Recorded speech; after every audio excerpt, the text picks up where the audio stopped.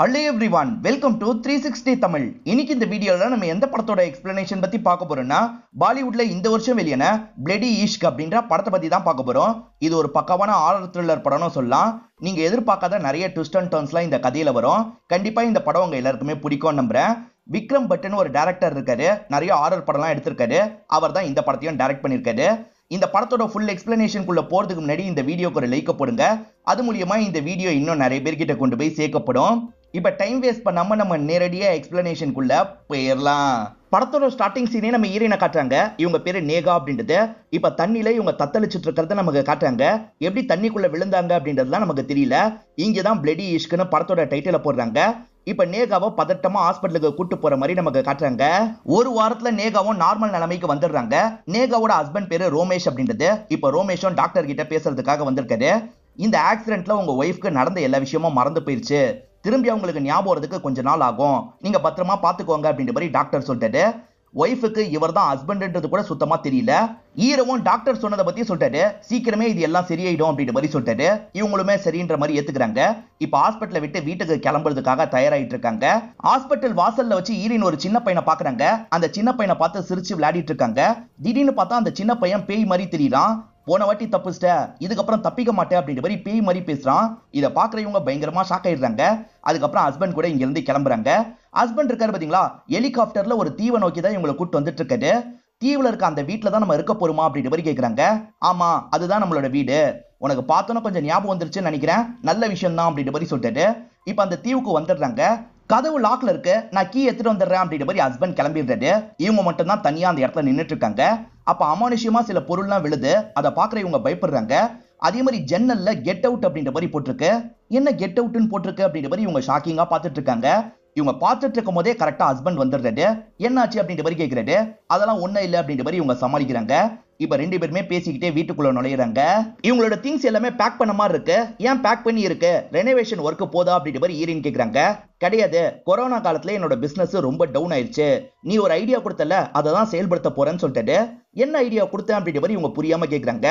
இந்த இடத்தையே ஓட்டலாம் மாத்திரலாம் அப்படின்ற மாதிரி சொன்னேன், அதுக்கான வேலையை ஆரம்பிக்கணும், அதுக்காக ஆட்கள் எல்லாம் வர சொல்லியிருக்கேன் அப்படின்ற மாதிரி சொல்றாரு. இப்ப ஹீரோயின் இருக்காங்கல்ல, பாக்ஸ் எல்லாம் ஓபன் பண்ணி உள்ள இருக்க போட்டோ எல்லாம் பாக்குறாங்க. இவங்களும் இவங்களோட ஹஸ்பண்டும் சேர்ந்து எடுத்த மாதிரி நிறைய போட்டோ இருக்கு. ஆனா இவர் கூட சேர்ந்து இருந்ததெல்லாம் இவங்களுக்கு சுத்தமா ஞாபகம் இல்லைல்ல. அதை நினைச்சு இந்த இடத்துல ஃபீல் பண்ணிட்டு இருக்காங்க. ஃபீல் பண்ணது அப்படின்ற மாதிரி இவர் சமாதானப்படுத்துறாரு. இருந்தாலும் இவங்க அழுதுகிட்டே இருக்காங்க. ஹீரோ என்ன பண்றாருன்னா வேகமா பியானோ இருக்கிற இடத்துக்கு இவங்களை கூட்டு வந்துட்டாரு. வாசின்னு சொல்லிட்டாரு. எனக்கு வாசிக்கலாம் தெரியாதுன்னு சொல்லிட்டாங்க.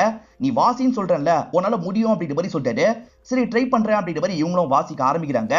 பார்த்தா இவங்க வாசிக்கும் போது நல்லாவே வாசிக்கிறாங்க. பாத்தியா, உனக்கு வாசிக்கிறதுலாம் ஞாபகம் இருக்கு அப்படின்ற மாதிரி இவர் சொல்லிட்டாரு. கூடிய சீக்கிரத்துல நம்ம பழகின விஷயமும் ஞாபகம் வந்துடும், கவலைப்படாது அப்படின்ற மாதிரி சொல்லிட்டாரு. நம்ம எப்படிலாம் பழகணும் அதை என்கிட்ட சொல்லுங்க, நான் தெரிஞ்சுக்கணும் அப்படின்ற மாதிரிலாம் கேட்குறாங்க. சொல்றேன் அப்படின்ற மாதிரி இந்த இடத்துல ரோமேஷும் சொல்ல ஆரம்பிக்கிறாரு. செக்கிங் நடக்கும் போது போன் எல்லாம் ஒரு இடத்துல வைப்பாங்க பாத்தீங்களா, அந்த மாதிரி ஃபர்ஸ்ட் எடுக்கிறாங்க. அப்படி எடுக்கும் போது தெரியாதனமா மாத்தி மாத்தி போன் எடுத்துருவாங்க. அதுக்கப்புறம் தான் ரெண்டு பேருமே அந்த போன் மூலியமா கால் பண்றாங்க. ரெண்டு பேருமே ஒரே இடத்துல இருக்கிறதுனால மீட் பண்ணி போன் எல்லாம் மாத்திக்கிறாங்க. அது மூலியமா தான் இவங்களுக்குள்ள லைட்டா பழக்கம் ஏற்பட்டிருக்கும். ஹீரோ இருக்காருல, ஹீரோயினுக்கு மெசேஜ் பண்றாரு. ஹீரோயினும் பதிலுக்கு ரிப்ளை பண்றாங்க. இது மூலியமா இவங்க ரெண்டு பேருக்குள்ள பழக்கம் ஏற்பட்டிருக்கும். அப்படி பழகிதான் இவங்க ரெண்டு பேருமே லவ் பண்ணி கல்யாணம் எல்லாம் பண்ணிருப்பாங்க. இதுதான் நடந்தது அப்படின்ற மாதிரி சொல்லிட்டு இருக்காரு. இதை கேட்டுட்டு இருக்க ஹீரோயின் சட்டுன்னு பக்கத்துல வந்து கிஸ் பண்ண ஆரம்பிச்சிடுறாங்க. இவரும் பதிலுக்கு கிஸ் பண்றாரு. இவங்க ரெண்டு பேருமே பிசிக்கல் ரிலேஷன்ஷிப் வச்சுக்கிறாங்க. ரெண்டு பேருமே படுத்துட்டு இருக்கும் போது கீழே கிளாஸ் உடையிற மாதிரி சவுண்ட் கேக்குது. இவங்க ரெண்டு பேருமே பதட்டமா கீழே இறங்கி வந்து பாக்குறாங்க. வாசல்ல கண்ணாடி மாதிரி கதவு இருக்கும் பாத்தீங்களா, அந்த கண்ணாடி தான் உடைஞ்சிருக்கு. எப்படி ஆட்டோமேட்டிக்கா உடஞ்சது அப்படின்ற மாதிரிலாம் யோசிச்சுட்டு இருக்காங்க. காத்துக்கு உடஞ்சதா இருக்கும் அப்படின்ற மாதிரி ஹீரோ சொல்லிட்டாரு. நம்ம போய் படுப்போம் அப்படின்ற மாதிரி இவங்களை படுக்கிறதுக்காக கூட்டு போயிடுறாரு. இவங்க ரெண்டு பேருமே கென்யா நாட்டுல தான் இருக்காங்க. மறுநாள் ஒர்க்கர்ஸ் எல்லாம் வேலை பார்க்கறதுக்காக வந்துடுறாங்க. ஹீரோவும் வேலை விஷயமா வெளியே போனோம்னு நினைக்கிறாரு. ஹீரோயின் இருக்காங்கல்ல, வாசல் வரைக்கும் வந்து விடலாம் அப்படின்ற மாதிரி நினைக்கிறாங்க. கடலை பார்த்தோன்னா லைட்டா பயப்படுறாங்க. இவங்க கடலுக்குள்ள தானே மூழ்கின மாதிரி இருந்தாங்க, அதெல்லாம் இன்னும் இவங்களுக்கு ஞாபகம் இருக்கு, அதனால தான் பயப்படுறாங்க. பயப்படாத, சீக்கிரமே சரியாயிடும் அப்படின்ற மாதிரி ஹஸ்பண்ட் சொல்லிட்டாரு. நீ இங்கே இரு, நான் பாத்துக்கிறேன் அப்படின்ற மாதிரி இங்க இருந்து கிளம்பிடுறாரு. ஹீரோயினும் சேர்ல உட்காந்து புக் படிச்சுட்டு இருக்காங்க. திடீர்னு சேரை யாரோ சுத்தி விட்ட மாதிரி இருக்கு. யாரு திடீர்னு சுத்தி விட்டா அப்படின்ற மாதிரி அந்த சேரையே பயத்தோட பார்த்துட்டு இருக்காங்க. இப்பதான் வேற ஒரு சவுண்ட் கேக்குது. அதாவது ரெண்டு பேர் ஒன்னா இருந்தா சவுண்ட் வரும் பாத்தீங்களா, அந்த மாதிரி முனங்குற சவுண்ட் தான் வருது. எங்க இருந்து இந்த சவுண்ட் வருது அப்படின்ற மாதிரி இவங்க பாத்துட்டு இருக்காங்க. பார்த்தா ஒரு போட்டோல ஒரு பையனோ பொண்ணோ பிசிக்கல் ரிலேஷன்ஷிப் வச்சுக்கிற மாதிரிலாம் மூவ் ஆகுது. என்ன போட்டோ மூவ் ஆகுது அப்படின்ற மாதிரி பாத்துட்டு இருக்காங்க. இப்ப திடீர்னு ஒரு பொருள் உருண்டு கீழே போகுது. அந்த விழுந்த பொருளை எடுக்கணும் அப்படின்ற மாதிரி இவங்களும் குனிஞ்சு எடுக்க போறாங்க. அது கபோர்டுக்கு கீழே போயிருக்கும். இவங்க கஷ்டப்பட்டு எடுக்கிறதுக்கு ட்ரை பண்ணிட்டு இருக்காங்க. அப்ப பின்னாடி யாரோ வந்து நிக்கிற மாதிரி இருக்கு. பார்த்த இவங்களும் செம்மையா ஷாக் ஆயிடுறாங்க. ஏன்னா அந்த லேடியோட முகத்துல ஒரு கோடு போட்ட மாதிரி இருக்கு. என்ன பயந்துட்டியா, நான் தான் உன்னோட ஃப்ரெண்டு அப்படின்ற மாதிரி அவங்க சொல்றாங்க. அவங்க பேரு பிரியா அப்படின்றது. ஹீரோயினுக்கு நடந்த விஷயம் எல்லாம் மறந்துருச்சுல, ஆக்சிடென்ட்ல நடந்த விஷயம் எல்லாம் எனக்கு மறந்துருச்சு, நான் ஹாஸ்பிட்டல்ல இருந்தேன்ற மாதிரி சொல்லிட்டாங்க. எனக்கு தெரியும் அப்படின்ற மாதிரி பிரியா சொல்லிட்டாங்க. நான் ஹாஸ்பிட்டல் இருந்தது உனக்கு தெரியும்னா என்ன பாக்குறதுக்காக வந்திருக்கலாம்ல, ஒரு வாட்டி கூட எதுக்காக பார்க்க வரல அப்படின்ற மாதிரி ஹீரோயின் கேக்குறாங்க. நான் எத்தனையோ வாட்டி ட்ரை பண்ணேன், உன் ஹஸ்பண்ட் தான் விடல, நான் உன்கிட்ட பேசுறது உன் ஹஸ்பண்டுக்கு பிடிக்க மாட்டேங்குது அப்படின்ற மாதிரி சொல்லிட்டாங்க. அது ஏன்ற மாதிரி ஹீரோயினும் புரியாம கேக்குறாங்க. ஏன்னா அவனோட சீக்ரெட் எல்லாம் நான் சொல்லிடுவேன்ல, அதனால தான் அவன் பயந்துட்டு இருக்கான். இது சாதாரண வீடு கிடையாது, பேய் வீடு. இது தெரிஞ்ச உன்னை தங்க வச்சிட்டு இருக்கான். காரணம் ஏகப்பட்ட கடன் பிரச்சனையில அவன் மாட்டிருக்கான், அதனால தான் அப்படின்ற மாதிரி பிரியா சொல்லிட்டு இருக்காங்க. ஈரினும் அமானுஷமா சில விஷயங்களை ஃபீல் பண்ணாங்கல்ல, அதெல்லாம் இந்த இடத்துல யோசிச்சு பாக்குறாங்க. இப்ப நைட்டு நேரம் ஈரினும் ஹஸ்பண்டும் சேர்ந்த மாதிரி பேசிட்டு இருக்காங்க. ஹஸ்பண்ட் கிட்டே என்னோட ஃப்ரெண்டு பிரியா என்ன பாக்குறதுக்காக வந்தா அப்படின்ற மாதிரி சொல்லிட்டாங்க. அப்படியா, என்ன சொன்னா அப்படின்ற மாதிரி ஹஸ்பண்ட் கேக்குறாரு. அதெல்லாம் எதுவும் சொல்ல, நார்மலா பேசிட்டு போயிட்டா அப்படின்ற மாதிரி சொல்லிட்டாங்க. சரி, இந்த வீட்டுல ஏதாவது பிரச்சனை இருக்கா அப்படின்ற மாதிரி கேக்குறாங்க. ஹஸ்பண்டோட முகமே மாறிடுது. அதெல்லாம் ஒண்ணும் கிடையாதுன்னு சொல்றாரு. எந்த பிரச்சனையும் இல்லைன்னு சொன்னா கராஜுக்கு போனோன்ற மாதிரி சொல்லு, கண்டிப்பா அவனோட ரியாக்ஷன் மாறும்ன்ற மாதிரி இவங்க சொல்லியிருப்பாங்க. இதெல்லாம் ஈரினோட மைண்டுக்குள்ள ஓடிட்டு இருக்கு. கராஜுக்கு போனோம்னா லிஃப்ட்ல தான் போனோம். அந்த லிஃப்ட்டை யூஸ் பண்ண பாக்குறாங்க. ஆனா ஹஸ்பண்ட் இருக்கார்ல, அந்த லிஃப்ட் ஒர்க் ஆகலன்னு சொல்லிட்டாரு. ஸ்டெப்ஸ் இருக்கும்லன்னு ஒய்ஃப் கேக்குறாங்க. ஸ்டெப்ஸ்லாம் ரொம்ப சேதமாயிருச்சு, அந்த வழியா போக முடியாது அப்படின்ற மாதிரி ஹஸ்பண்ட் சொல்லிட்டாரு. சரி, இந்த லிஃப்ட்டை சீக்கிரமா ரெடி பண்ண சொல்ல வேண்டியதானு கேக்குறாங்க. எல்லா வேலையும் முடிச்சுட்டு கடைசியில தான் இதை பண்ணணும், ஏன்னா செலவு கொஞ்சம் அதிகமா இழுக்கும்ன்ற மாதிரி ஹஸ்பண்ட் சொல்லிட்டாரு. ஹஸ்பண்ட் எல்லாமே காரணத்துக்கு சொல்ற மாதிரியே இவங்களுக்கு தோணுது. இவங்களும் கோவமா ரூம்ல போய் உட்காந்துடுறாங்க. ஏன் இப்படி வந்து உட்காந்துட்டு அப்படின்ற மாதிரி ஹஸ்பண்ட் கேக்குறாரு. உங்களுக்கும் பிரியாக்கும் என்னதான் பிரச்சனை, பிரியாக்கும் உங்களுக்கும் செட் ஆகாதா அப்படின்ற மாதிரி கேக்குறாங்க. ஆமா, பிரியாக்கும் எனக்கும் செட் ஆகாது அப்படின்ற மாதிரி இவர் சொல்லிட்டாரு. ஆக்சுவலா பிரியா கல்யாண சமயமே ஒரு லெட்டர் எழுதியிருப்பாங்க. அந்த லெட்டரை ஒய்ஃப் கிட்ட படிச்சு காட்டுறாரு. அதாவது பிரியாக்கு ஸ்டார்டிங்ல இருந்தே ஈரவ சுத்தமா பிடிச்சிருக்காது. உன்னை போய் என்னோட ஃப்ரெண்டு கல்யாணம் பண்ணிக்க போறான்னு நினைச்சாலே கவலையா இருக்குன்ற மாதிரி தான் எழுதியிருப்பாங்க. ஏன் உங்களை பிடிக்காம இருக்கணும் அப்படின்ற மாதிரி ஈரின் கேக்குறாங்க. ஏன்னா நீ இப்போ ஒரு ரிச்சான லைஃப் ஸ்டைல் வாழ்றல, அதுல உன்னோட ஃப்ரெண்டுக்கு போறாம, அதனால தான் அப்படின்ற மாதிரி இவர் சொல்லிட்டாரு. இவங்களுமே ஹீரோ சொல்றதை தான் நம்புறாங்க. ஃப்ரெண்டு போய் சொல்லியிருக்க வாய்ப்பு இருக்குன்னு யோசிக்கிறாங்க. இப்ப இவர் கூட சேர்ந்து ரொமான்ஸ் எல்லாம் பண்ணிட்டு இருக்காங்க. ஹீரோயின் தூங்கிட்டு இருக்கும் போது வெளியே இருந்து சவுண்ட் கேக்குது. சட்டுன்னு ஹீரோயினும் தூக்கத்துல இருந்து முழிச்சிடுறாங்க.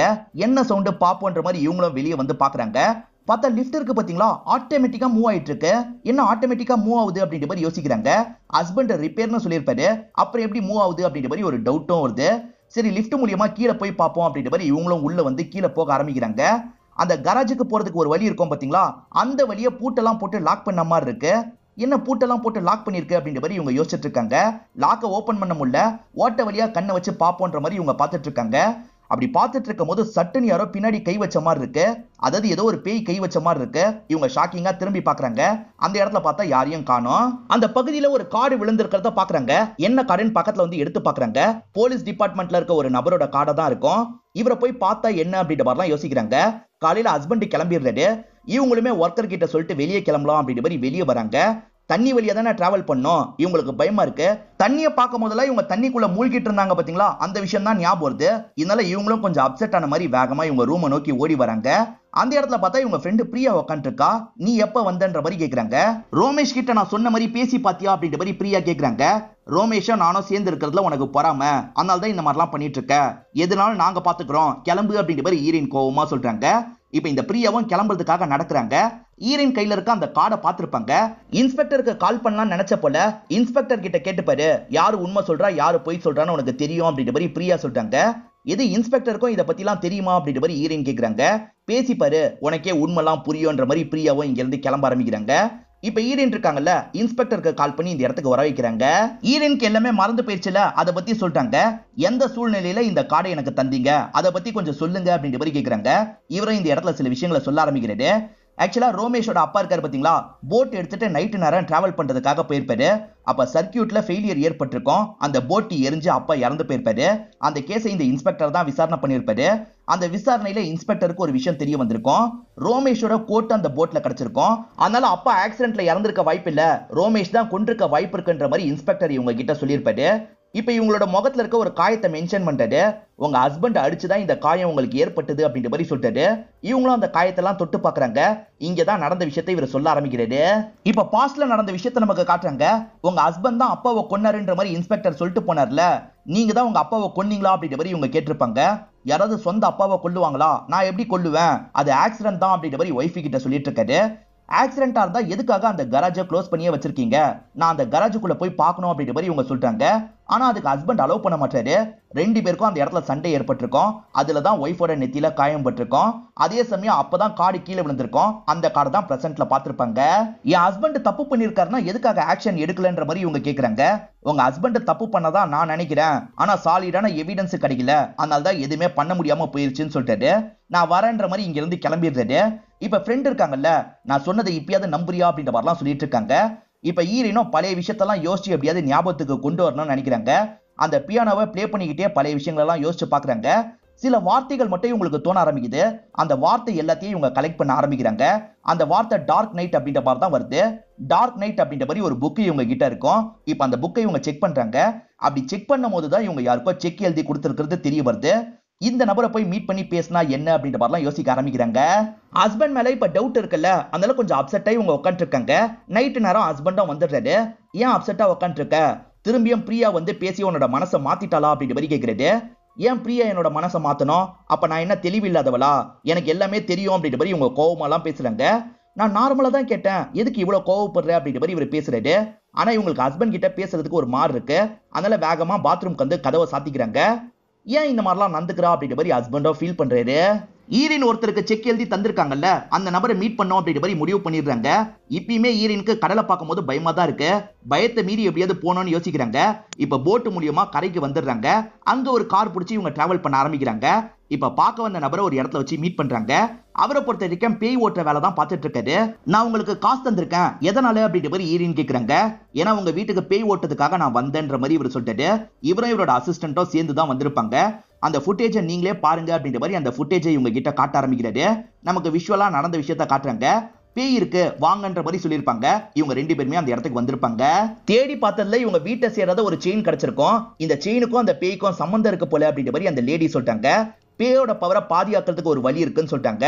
உப்பு தண்ணியில பேய் சம்பந்தப்பட்ட பொருளை போட்டா அந்த பவர் பாதி ஆயிடும் சொல்லிட்டாங்க. இப்ப உப்பு தண்ணியை ரெடி பண்ணி செயினை போடுறதுக்காக போறாங்க.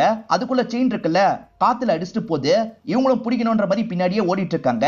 அப்ப பேய் இருக்குல்ல, அந்த அசிஸ்டன்ட் லேடி உடம்புக்குள்ள பூந்துருது. இப்ப பூந்த பேய் இருக்குல்ல, ஈரினை முறைக்குது. ஈரினை அடிக்கிறதுக்கெல்லாம் ட்ரை பண்ணிட்டு இருக்கு. உன்னை கொல்லாம விட மாட்டேன் அப்படின்ற மாதிரிலாம் சொல்லுது.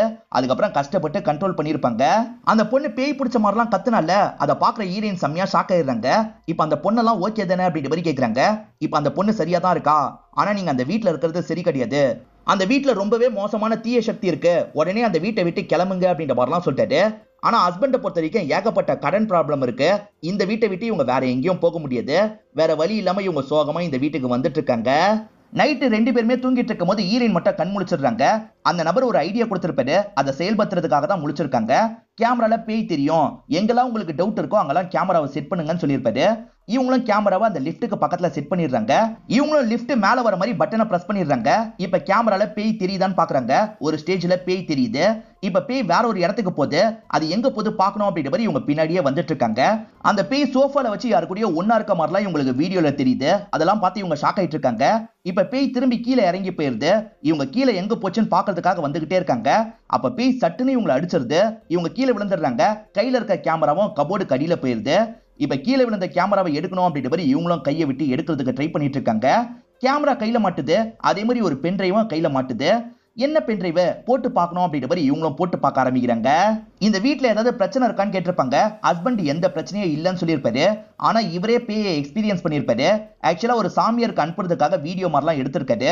பேய் நட மட்டும் அதிகமா இருக்கு, இதை எப்படி கண்ட்ரோல் பண்றது அப்படின்ற மாதிரி தான் சாமியார் கிட்ட ஹெல்ப் கேட்டிருப்பாரு. அந்த வீடியோ தான் இவங்களுக்கு கிடைச்சிருக்கு. பாக்குறவங்க ஷாக் ஆயிடுறாங்க. இவங்க பார்த்துட்டு இருக்கும் போதே ஹஸ்பண்ட் இந்த இடத்துக்கு வந்துடுறாரு. இதுக்கு என்ன சொல்ல போற அப்படின்ற மாதிரி ஹஸ்பண்ட் பக்கம் திருப்பி வச்சிடுறாங்க. ஒழுங்கா நடந்த விஷயத்தெல்லாம் என்கிட்ட சொல்லு அப்படின்ற மாதிரி கேட்கிறாங்க. இதுக்கப்புறமா மறைக்க விரும்பல, நான் சொல்லிடுறேன்ற மாதிரி சொல்ல ஆரம்பிக்கிறாரு. கல்யாணம் முடிஞ்சதுக்கு அப்புறம் ஹீரோ இந்தியாவுக்கு போற மாதிரி வேலை வந்திருக்கும். அதனால கிளம்பி போயிருப்பாரு. ஹீரோயின் மட்டும் தான் தனியா இருந்திருப்பாங்க. எதர்ச்சியா இவங்க ஃப்ரெண்டு சாரான்னு ஒருத்தங்களை மீட் பண்ணிருப்பாங்க. அந்த சாராவை பொறுத்த வரைக்கும் லெஸ்பியனா தான் இருப்பாங்க. ஹீரோயின் நார்மலா அவங்களை வீட்டுக்கு கூட்டு வந்து ட்ரிங்க்லாம் பண்ண வச்சிருப்பாங்க. சாரா அந்த ட்ரிங்க்ல மயக்க மருந்த கலந்திருப்பாங்க.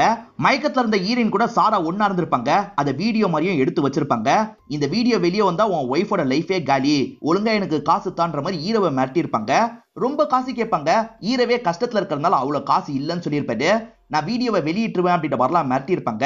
இவர் கோவத்துல அவங்க கூட சண்டை போட்டிருப்பாரு. அப்ப தெரியாதனமா அவங்க இறந்து போயிருப்பாங்க. இவருக்கு என்ன பண்றதுன்னு தெரியாது, மறைக்கணும் அப்படின்ற மாதிரி கீழே இருக்கிற இடத்துல மறைச்சிருப்பாரு. நமக்காக தான் ஹஸ்பண்ட் இந்த மாதிரி பண்ணிருக்காரு அப்படின்ற மாதிரி ஈரின் புரிஞ்சுக்கிறாங்க. உங்களை போய் சந்தேகப்பட்டுட்டேனே மன்னிச்சிருங்க அப்படின்ற மாதிரிலாம் சொல்றாங்க. நம்ம முன்ன மாதிரி சந்தோஷமா இருக்கணும் அப்படின்ற மாதிரி கட்டி பிடிக்கிறாங்க. முன்ன மாதிரி சந்தோஷமா இருக்கிறதுக்காக இவங்க ரெண்டு பேருமே சேர்ந்து வெளியே போறாங்க. கொஞ்சம் கொஞ்சமா இவங்க ரெண்டு பேருமே க்ளோஸ் ஆயிட்டு இருக்காங்க. ஈரின் ஷாப்பிங்காக ஒரு மாலுக்கு வந்திருக்காங்க. இவங்களை ஒரு லேடி அடிச்சு பாக்குறாங்க. இந்த லேடி யாரு என்னன்னு தெரியல. ஏன் இந்த லேடி நம்மளையே பாத்துட்டு இருக்காங்க அப்படின்ற மாதிரி ஈரினும் பாத்துக்கிட்டே கிளம்புறாங்க. ஹஸ்பண்ட் இவங்களும் கேண்டில் லைட் டின்னருக்காக வெளியே வந்திருக்காங்க. அதே மாதிரி வீட்டுக்கு வந்து இவங்க ரெண்டு பேருமே சந்தோஷமாலாம் இருந்து முடிச்சிடுறாங்க. இப்ப படுத்துட்டு இருக்கும் போது ஈரினுக்கு மெசேஜ் வருது. உடனே இந்த இடத்துக்கு வான்ற மாதிரி தான் யாரோ மெசேஜ் பண்ணிருக்காங்க. எல்லா பிரச்சனையும் முடிஞ்சிருச்சுன்னு நினைக்கிறேன், ஆனா முடியல, இந்த இடத்துக்கு வா நான் சொல்றேன் அப்படின்ற மாதிரி தான் யாரோ மெசேஜ் அனுப்பியிருக்காங்க. யாரா இருக்கும்னு பாக்குறதுக்காக இவங்களுமே அந்த இடத்துக்கு வராங்க. அந்த இடத்துல பார்த்தா ஒரு லேடி அடிச்சு பார்த்தாங்கல்ல, அவங்க தான் இருக்காங்க. இந்த லேடி யாரு என்னன்னு ஈரினுக்கு தெரியல. நீங்க யாருன்ற மாதிரி கேட்டுட்டு இருக்காங்க. நான் யாரா, என்ன கூட மறந்துட்டியா, நான் தான் உன்னோட ஃப்ரெண்டு பிரியான்னு சொல்றாங்க. எது பிரியா நீங்களா, பிரியான்றவ வேற ஒருத்தி, என்னை ஏமாத்த பாக்காதீங்க அப்படின்ற மாதிரிலாம் இவங்க சொல்லிட்டு இருக்காங்க. என்னையே நீ மறந்துட்டல, இரு உனக்கு காட்டுறேன் அப்படின்ற மாதிரி இவங்க சோசியல் மீடியால போய் காட்டுறாங்க. பார்த்தா ஈரின் கூட இவங்க தான் நிறைய போட்டோ எல்லாம் எடுத்திருக்காங்க. இவங்க தான் பிரியா அப்படின்றது தெரிய வருது. அப்ப பிரியான்னு ஒருத்தி பேசினால, அவ யாருன்ற மாதிரிலாம் ஈரின் யோசிக்கிறாங்க. ஒருவேளை அது சாராவா இருக்க வாய்ப்பு இருக்குன்னு நினைக்கிறாங்க. நம்ம கேங்ல சாரா இருக்கல்ல, அவ போட்டோவை காட்டுன்னு கேக்குறாங்க. நம்ம கேங்ல சாரான் யாருமே கிடையாது அப்படின்ற மாதிரி பிரியா சொல்றாங்க. இல்ல சாரான் யாராவது இருக்க வாய்ப்பு இருக்கு, அவ லெஸ்பியனா இருக்க தான் வாய்ப்பு இருக்கு, என் ஹஸ்பண்ட் தான் இதை பத்தி சொன்னாரு அப்படின்ற மாதிரி சொல்றாங்க. கண்டிப்பா சாரான் யாருமே கிடையாது, உன் ஹஸ்பண்ட் பொய் சொல்லியிருக்க வாய்ப்பு இருக்குன்ற மாதிரி பிரியா சொல்றாங்க. கல்யாணத்துக்கு முன்னாடி உன்னோட ஹஸ்பண்ட் வேற ஒரு பொண்ணு கூட சேர்ந்து சுத்தினதை பார்த்தேன், அதனால தான் உங்க ரெண்டு பேரை பிரிக்கிறதுக்கு ட்ரை பண்ணேன், அது நடக்கல அப்படின்ற மாதிரிலாம் ஃப்ரெண்டு சொல்லிட்டு இருக்காங்க. ஹஸ்பண்ட் இப்பயும் நம்ம கிட்ட போய் தான் சொல்லியிருக்கான்னு தெரிஞ்சோன்னா ஈரின் அப்செட் ஆயிடுறாங்க. தூங்கிட்டு இருக்க ஹஸ்பண்டையே முறைச்சு பாக்குறாங்க. சாரான் எந்த ஒரு பொண்ணு வீடியோ எடுத்து மிரட்டல, ஹஸ்பண்ட் பொய் தான் சொல்லியிருக்காரு, ஏன் இப்படி பொய் சொன்னது அப்படின்ற மாதிரி யோசிச்சுக்கிட்டே இருக்காங்க. மறுநாள் காலையில ஹஸ்பண்ட் கிட்ட இதெல்லாம் காட்டிக்க மாட்டாங்க. ரொம்ப நார்மலா ஹஸ்பண்ட் கிட்ட பேசுறாங்க. ஹஸ்பண்ட வேலை விஷயமா நான் போறேன், வரதுக்கு நைட்டு கூட ஆகும், இல்லைன்னா நாளைக்கு காலையில வருவேன்னு சொல்லிட்டு சரின்ற மாதிரி இவங்களும் ஏத்துக்கிறாங்க. இப்ப ஹஸ்பண்ட் இங்க இருந்து கிளம்பி போயிடுறாரு. ஹஸ்பண்ட் கிளம்பி போனோன்னு இவங்க இருக்காங்கல்ல, பிரியா கூட சேர்ந்த மாதிரி ஒரு இடத்துக்கு கிளம்பிட்டு இருக்காங்க. நடக்க போற விஷயத்தெல்லாம் சென்ஸ் பண்ற ஒரு நபர் இருப்பாரு, அவர்கிட்ட போலாம் அப்படின்ற மாதிரி தான் பிரியா சொல்லியிருப்பாங்க. ரெண்டு பேருமே சேர்ந்து ஒரு லேடியை தான் பாக்குறதுக்காக வந்திருக்காங்க. இந்த லேடியோட அப்பா தான் அந்த விஷயத்தெல்லாம் பார்த்து சொல்லுவாரு. அவர் உடம்பு முடியாத ஸ்டேஜ்ல தான் இருக்காரு. என் அப்பா மேல நீங்க கை வச்சா போதும், அவர் எல்லாத்தையும் ஃபீல் பண்ணிடுவாரு, அவர்கிட்ட இருந்து நான் தெரிஞ்சுப்பேன் அப்படின்ற மாதிரிலாம் சொல்றாங்க. இப்ப ஈரினும் அந்த பெரியவர் மேல கையை வைக்கிறாங்க. இப்ப அந்த பெரியவரோட பல்ஸ் இருக்கு பாத்தீங்களா, எங்கேயோ போயிருது, உடம்பு முடியாம ஆயிடுறாரு. அதனால எல்லாருமே ஈரின் அங்க இருந்து தள்ளி வர வச்சிடுறாங்க. அப்பா கிட்ட இந்த லேடியும் பேசி பாத்துடுறாங்க. உங்க வீட்டுல போட்டுக்கான ஒரு கராஜ் இருக்குல்ல, அந்த இடத்துல தான் எல்லா பிரச்சனையும் ஆரம்பிச்சிருக்கு அப்படின்ற மாதிரி அந்த லேடி சொல்றாங்க. அப்பா சொல்லிதான் இந்த விஷயத்த சொல்றாங்க. என்ன பண்றது அப்படின்ற மாதிரி ஈரின் யோசிச்சுட்டு இருக்காங்க. இப்ப ஃப்ரெண்டு பிரியா இருக்காங்கல்ல, திரும்பி இந்தியாவுக்கு போக போறாங்க. நீயே என் கூட வந்துரு அப்படின்ற மாதிரிலாம் ஈரினை கூப்பிடுறாங்க. இதுக்கு பின்னாடி இருக்க மர்மத்தை கண்டுபிடிக்காம என்னால வர முடியாது, நீ கிளம்பு, நான் பாத்துக்கிறேன் அப்படின்ற மாதிரி ஃப்ரெண்ட் அனுப்பி விடுறாங்க. ஈரன் நைட்டு நேரம் வீட்டுக்கு வராங்க. அப்ப ஹஸ்பண்ட் வீட்டுக்குள்ள உலாவிட்டு இருக்கிறது தெரிய வருது. அவர் வந்துட்டாரு போல அப்படின்ற மாதிரி புரிஞ்சுக்கிறாங்க. எப்படியாவது கராஜுக்கு போனோம்னு யோசிக்கிறாங்க. லிப்ட் மூலியமா போனா அந்த இடத்துல லாக் பண்ணிருக்கு. சரி மலை வழியா நம்ம இறங்கி போனா என்னன்ற மாதிரி யோசிக்கிறாங்க. இப்ப மலை கிட்ட வந்து பாக்குறாங்க. ரொம்ப தூரம் இவங்க இறங்கணும்ன்ற நிலைமை இருக்கு. சரி கஷ்டப்பட்டாது இறங்கிடுவோம் அப்படின்ற மாதிரி இவங்க யோசிக்கிறாங்க. இப்ப டார்ச் லைட் மாதிரி யூஸ் பண்ணி இவங்களும் அந்த மலையில நடந்து வந்துட்டு இருக்காங்க. கொஞ்சம் மிஸ் ஆனா கூட இவங்க கீழே விழுந்து இறந்துட கூட வாய்ப்பு இருக்கு.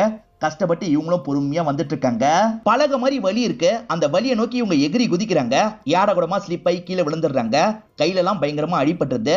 அதை மீறியே இவங்க ஏதாவது கிடைக்குமா அப்படின்ற மாதிரி இந்த இடத்துல தேடிட்டு இருக்காங்க. இப்ப தண்ணியில ஏதோ ஒண்ணு மூழ்கிட்டு இருக்க மாதிரி இருக்கு. என்ன மூழ்கிட்டு இருக்கு அப்படின்ற மாதிரி யோசிக்கிறாங்க. இப்ப போட்டுக்குள்ள வந்து அந்த தண்ணியில என்ன இருக்குன்ற மாதிரி எடுக்கிறாங்க. ஒரு லேடியோட ஹீல்ஸ் ஷூ தான் இருக்கு. இதை இவங்க பார்த்துட்டு இருக்கும் போதே பேய் இவங்களை தண்ணிக்குள்ள பிடிச்சி இழுத்துருது. இப்ப தண்ணிக்குள்ள ஈரினோ தத்தளிச்சிட்டு இருக்காங்க. அப்பதான் தண்ணி கடியில ஒரு விஷயத்த பாக்குறாங்க. ஒரு பாடியை சங்கிலாம் போட்டு கல்ல வச்சு யாரோ லாக் பண்ணி வச்சிருக்கிறது தெரிய வருது. அந்த பாடியோட ஃபேஸ பாக்குறவங்க ஷாக் ஆயிடுறாங்க. ஆக்சுவலா பிரியான்னு ஒரு பொண்ணு முதல்ல பேசினால, அவ மூஞ்சில ஒரு தழும்பு இருக்கும்ல, அதே மாதிரி தழும்பு தான் இருக்கு. இத பாக்குற இவங்களும் செம்மையா ஷாக் ஆயிடுறாங்க. வாட்டி பிரியான் வந்தவ தான் பேயின்றது ஈரனுக்கு தெரிய வந்துருது. இப்ப ஈரன் நனைஞ்ச மினிக்க வீட்டுக்குள்ள வந்துடுறாங்க. ஹஸ்பண்டும் என்னாச்சுன்ற மாதிரி இவங்களை பார்த்துக்கிட்டே பக்கத்துல வந்துட்டு இருக்காரு. இவங்க செயினையும் எடுத்துட்டு வந்திருப்பாங்க. என்கிட்ட திரும்ப திரும்ப எத்தனை போய் தான் சொல்லுவீங்க, இப்பயாவது உண்மையை சொல்லுங்க, யார் அந்த லேடி அப்படின்ற மாதிரிலாம் இவங்க கேட்டுட்டு இருக்காங்க. நான் எல்லாத்தையும் சொல்லிடுறேன் அப்படின்ற மாதிரி இந்த இடத்துல ஹஸ்பண்டும் சொல்ல ஆரம்பிக்கிறது. ஒரு மாசத்துல இவங்க ரெண்டு பேருக்கு கல்யாணம் அப்படின்ற ஒரு நிலைமை இருக்கும். அந்த சமயம் ஹீரோ இருக்கார்ல, ஒரு கஃபேல இருந்து ஹீரோயின் கிட்ட போன்ல பேசிட்டு இருக்காரு. அந்த கஃபேக்குள்ள ஒரு நபர் பூந்துடுறான். இஷ்டத்துக்கு கன்னை வச்சு எல்லாரையும் ஷூட் பண்ணிட்டு இருக்கான். இதை பாக்குற இவரும் ரொம்ப பயப்படுறாரு. சேஃபான இடத்துல ஒளிஞ்சுக்கணும்னு நினைக்கிறாரு. பக்கத்துல ஒரு கபோர்டு இருக்கு. அந்த கபோர்டுக்குள்ள போய் இவர் ஒளிஞ்சுக்கிறாரு. இவர் ஒளிஞ்சிட்டு இருக்கிறத வேற ஒருத்தங்க பார்த்து அவங்களுமே அந்த இடத்துக்கு வந்துடுறாங்க. அவங்க தான் மாயாவா இருப்பாங்க. அதாவது பிரியான்னு ஒருத்தங்க வந்தாங்கல்ல, அவங்க தான் மாயா. ரெண்டு பேருமே மறைஞ்ச மாதிரி உக்காந்துட்டு இருக்காங்க. அதுக்கப்புறம் போலீஸ்லாம் வந்து இவங்களை ரெஸ்கியூ பண்ணிடுறாங்க. ஹீரோ நெஞ்சில ரத்தம்லாம் வருது. சார் நீங்க ஓகே தானேன்னு போலீஸ் கேக்குறாங்க. இவர் ஓகேவா தான் இருப்பாரு. ஆக்சுவலா அவங்க முதுகுல அடிபட்டு அந்த ரத்தம் தான் ஒட்டி இருக்கும். அவங்க முதுகுல அடிபட்டு இருக்கிறது தெரியுதுல, என் வீட்டுக்கு வாங்க, நான் ட்ரெஸ்ஸிங்லாம் பண்ணி விடுறேன்னு சொல்லிட்டாரு. அவங்களுமே வீட்டுக்கு வந்துடுறாங்க.